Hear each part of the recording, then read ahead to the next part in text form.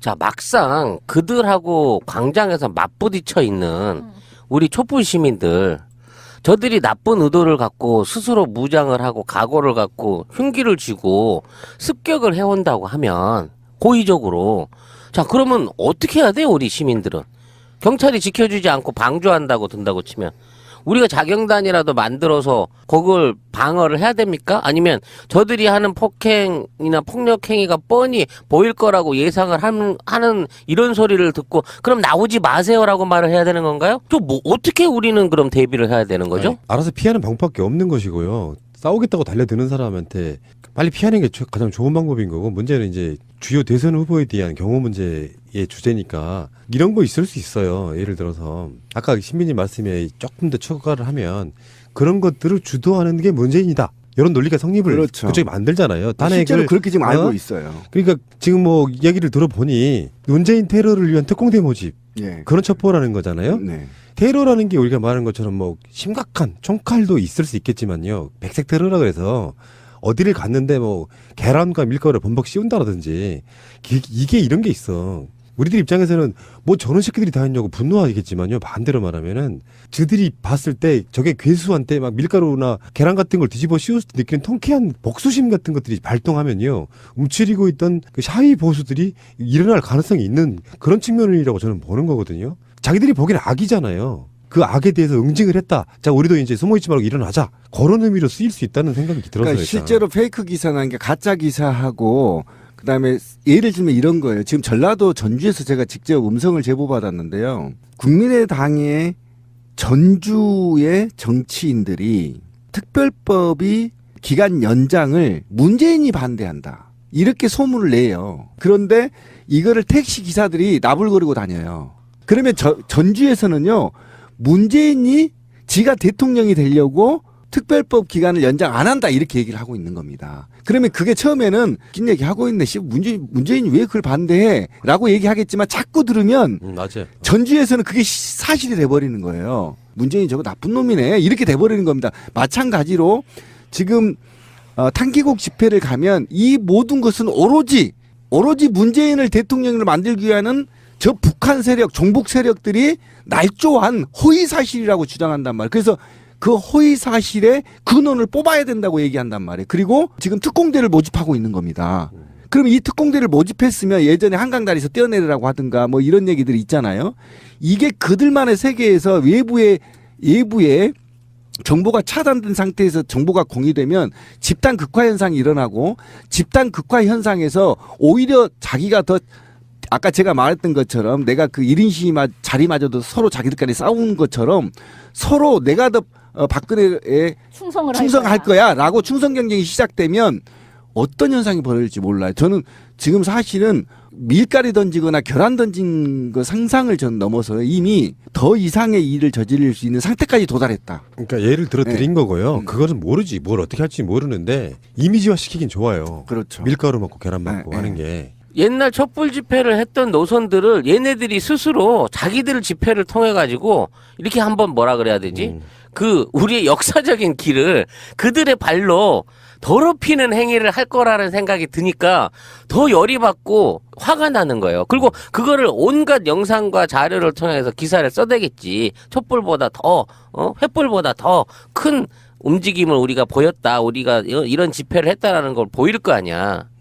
그래서 저렇게 독단적인 저런 걸 치러놓고 저들이 저걸로 일종의 선동 정치를 하는 꼴을 어떻게 깨트려줘야 될지 우리들도 한번 대책에 대해서, 거기에 대한 평가에 대해서 생각을 해볼 필요가 있다는 거죠. 근데 그 부분은 제가 답이 하나 있어요. 답은 딱 하나밖에 없어. 냅둬 그렇게 살게.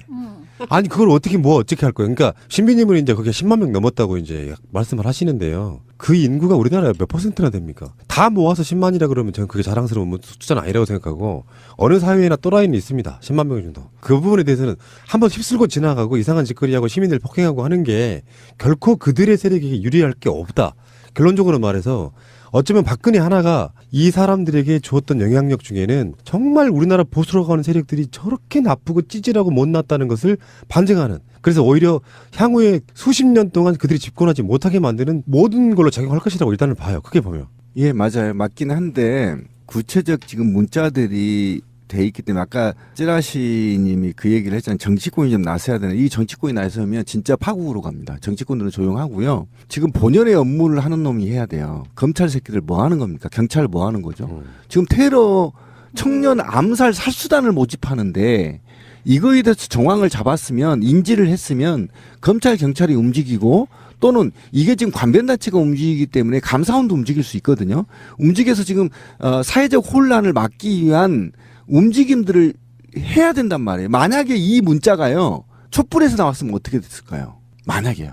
제가 불러드렸잖아요. 청년 암살단 이렇게 지원단 모집해서 언제라도 죽음이 준비된 자 유서를 작성하고 오세요. 몇 시까지 이렇게 만약에 우리가 해서 반대로 박근혜 암살단 지원 모집 또는 뭐 이렇게 해서 이거를 우리 촛불 시민들한테 문자가 들어왔다 그러면 검찰이 어떻게 했을까요? 퇴진행동 압수수색 하죠. 관련자 전부 줄소환이죠. 이거 가는 거 아닙니까? 그런데 지금 왜 지금 박사모나 탕기국 집회에서는 검찰이 움직이지 않죠? 이게 바로 저는 지금 아직도 우병우 사단과 박근혜 권력들이 우리 대한민국 기관에 곳곳에 숨어 있다. 이들이 지금 테러를 조장하고 있다. 만약 이 누명을 받지 않으려면 검찰이 지금 이 수사에 나서야 된다. 저는 그렇게 얘기를 하고 있는 겁니다, 지금. 3월 1일이라고 하는 우리나라의 역사에 헌법에 나와 있는 그 시발점, 임시정부의 원류이기도 한 3월 1일 날 친일파 부역자들을 옹호하는 집회를 한다는 게 자체가 정신 하나도 없는 사람들이고. 그렇죠. 3.1 운동이 어떤 거였는지를 자꾸 모르는 까먹고 거지. 오인을 하는데 왜 그런 거 있잖아요. 3.1 운동 때에 이완용이 했던 말들 같은 거를 한번 보세요. 저들이 뭐 선동이 돼가지고 그런다.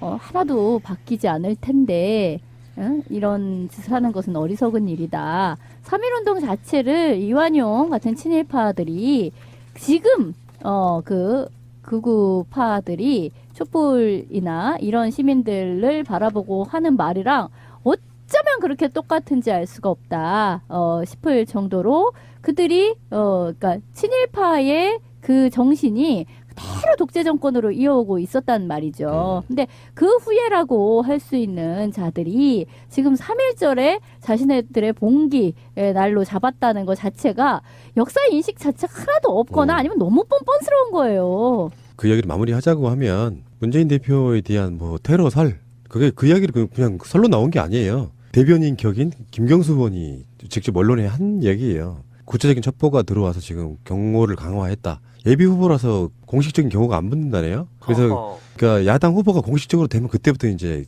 대선까지 경호가 붙게 되는데 그 전까지는 굉장히 좀 어려울 수 있다고 생각이 들고 또 그런 설이 돌면 있잖아요. 야당 후보들 움츠러들어요. 하루에도 일정이 수십 개 있지 않습니까? 갈 때마다 어디서 뭐가 날라올지를 모르니까 움츠러들게 되는 측면이 없잖아 있고 언제쯤 정상적인 나라에 살 수 있을까요? 근데 이게 마치 핵발전소 같은 거죠. 언제 터질지 모르면 늘상 조심을 해야 됩니다. 그러니까 저는 황교안한테 화가 난 건 뭐냐면 지금 직무대행을 하고 권한대행을 하고 있지 않습니까? 그럼에도 불구하고 지금 야권 후보하고 헌재가 8명이 근접 경호까지 하게 되는 비상사태에 도래했단 말이에요. 이런데 사실은 이것과 관련해서 오히려 더 긴박하게 테러를 막기 위한 대책을 내놔야 됨에도 불구하고 오히려 지금의 여권 관계자들과 관료들이 이걸 부추기는 뉘앙스가 보이고 있다는 게 전 더 분노스럽고요. 이런 일이 만약에 만에 하나라도 벌어진다면 황교안과 검찰 그리고 경찰들이 저는 국민으로부터 사실은 그 지탄을 면치 못할 거다. 전 그렇게 봅니다. 지금이라도 움직이지 않으면 한번 생각해 보세요. 언제부터 헌재 재판관들을 근접경호까지 했나요? 이거 굉장히 위험한 중요한 상태예요. 때라는 거지. 아니 중요한 게 아니라 이런 테러 문자들이 돌고 있기 때문에 지금 그러는 거 아닙니까? 아무리 중요하다고 그러면 노무현 대통령 시절에도 했나요? 경호 안 했어요. 통합진보당 해산할 때도 경호 안 했어요. 근데 왜 지금 경호를 해야 될까요? 바로 이런 첩보 때문이거든요. 문재인뿐만 아니에요. 지금 사회에 주요 인사들이 있잖아요. 또 권선동은 어떻게 할 건데요? 이게 지금 심각합니다, 사실은. 미쳐 날뛰고 있는 거예요. 예, 날뛰고 있는데 이거를 누가 해야 돼요? 검찰과 경찰이 고유 업무예요. 그래서 예. 테러법 통과시켰잖아, 지들이. 진짜로 미친 것은 박근혜였지 않습니까? 대통령이라고 앉아있는 자가 미친 짓거리를 해가지고 이 사태를 만들어 놔서 국민들이 안 되겠다는 헌법 위반했으니까 헌법재판소 가서 그래서 탄핵 맞고 헌법재판소 가서 지금 판결 받아와 이 상황이라고 하면 박근혜를 지키네 마네 이런 게 아니라 그들은 항상 그런 얘기 하잖아요. 준법. 우리 법대로 하고 있는 거잖아 지금. 근데 그 준법을 지들이 안 지켜. 그러면서 자기들 스스로가 계속 준법 세력이라고 해요. 걔들 말의 논리모순이 그거잖아요. 뭐 국민들의 힘으로 뽑은 대통령을 누군가가 거짓말로 선동해가지고 몰아내려고 하고 있다. 그런 자극적인 발상.